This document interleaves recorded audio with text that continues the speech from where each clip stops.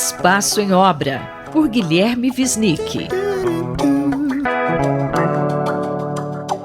Professor, hoje o tema do seu comentário vai ser o desastre ambiental no Rio Grande do Sul, certo? Sim, Márcia. Mais do que um desastre ambiental, é um desastre também de infraestrutura, um desastre urbano, um desastre em vários níveis, né? Um desastre de má previsão, de má gestão do território, da infraestrutura. Quer dizer, é preciso apontar o dedo e dizer que essas tais flexibilizações das leis de proteção ambiental que têm sido postas em prática pelos governos gaúchos, e o Eduardo Leite é muito responsável por isso, mas também pelos parlamentares gaúchos, enfim, por toda uma ideologia das privatizações, do privilégio ao agronegócio, né, da contraposição aos valores ambientais, do negacionismo em relação à crise climática. Quer dizer, tudo isso desencadeia, né, e termina nessa situação absurda, lamentável, terrível. Então, assim, por um lado o agronegócio destruindo ecossistemas como o Pampa, né,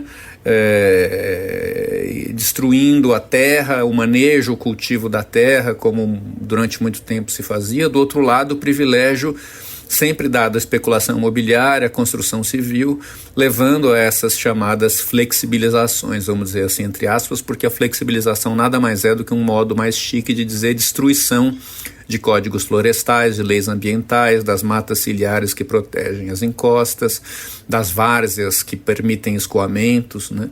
Assim como as privatizações dos serviços de infraestrutura das cidades, água, esgoto e etc., né? E o sucateamento dos sistemas de proteção, como diques e comportas, que falharam nesse momento. Então, o professor Rualdo Menegatti, geólogo do Rio Grande do Sul, uma grande figura importante no pensamento sobre o sistema hidrológico, etc., ele pergunta: é isso a civilização, afinal, não é? É isso o legado de todo o nosso pensamento, de um histórico de construção de cidades e de infraestrutura? É o cancelamento de tudo isso em nome do lucro privado?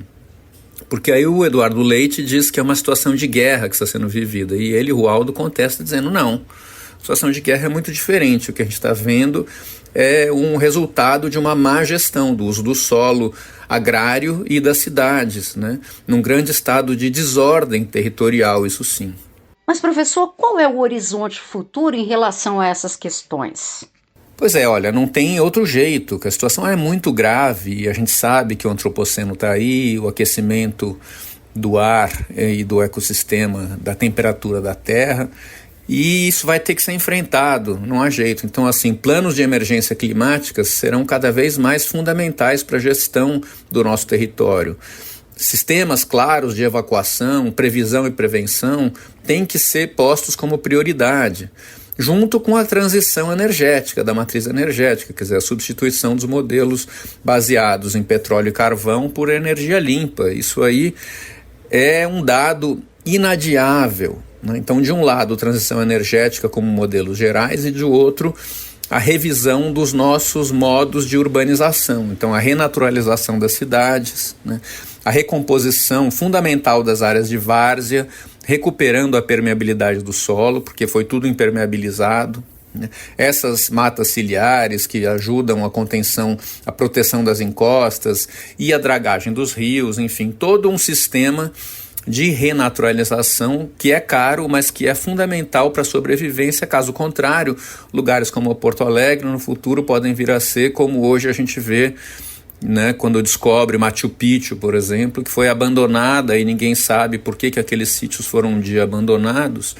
Lugares às vezes são abandonados pelas civilizações por má gestão ou por falta de horizontes. Este foi o professor Guilherme Wisnik, que conversou comigo, Márcia Vanza.